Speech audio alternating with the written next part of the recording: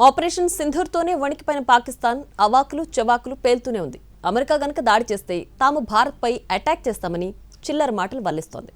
పాకిస్తాన్ది మేకపోతు గాంభీర్యమేనని, అంత సీన్ లేదని మాజీ సైనిక అధికారులు సెటైర్లేస్తున్నారు.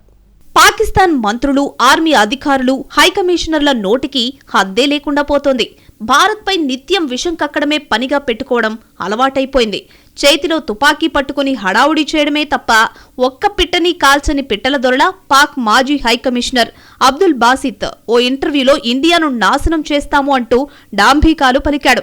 అమెరికా పాకిస్తాన్పై దాడి చేస్తే మేము భారతదేశంపై అణుదాడి చేస్తాము అంటూ చేతకాని మాటలన్నీ చెప్పాడు.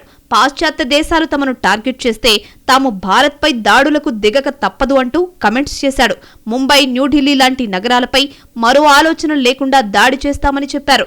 ఆ తరువాత ఏం జరుగుతుందనేది అప్పుడు తేల్చుకుంటామని వ్యాఖ్యానించాడు. ఇలాంటి చేతగాని డైలాగులు గతంలోనే అనేకం వల్లించింది పాకిస్తాన్. కార్గిల్ యుద్ధంలో భారత్ దెబ్బకు తోక ముడిచి పారిపోయింది. ఆపరేషన్ సింధూర్ టైంలో చివరికి భారత్తో కాళ్ల బేరానికొచ్చింది. ఇప్పుడు దాడి చేస్తామని చిల్లర మాటలు చెప్తోంది.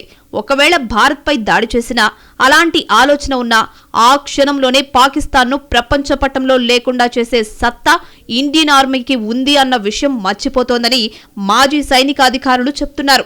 చేతగాని వారికి మాటలెక్కువ అనే మాటకు నిలువెత్తు రూపం పాకిస్తాన్ అని సోషల్ మీడియాలో సెటైర్లు పేలిపోతున్నాయి.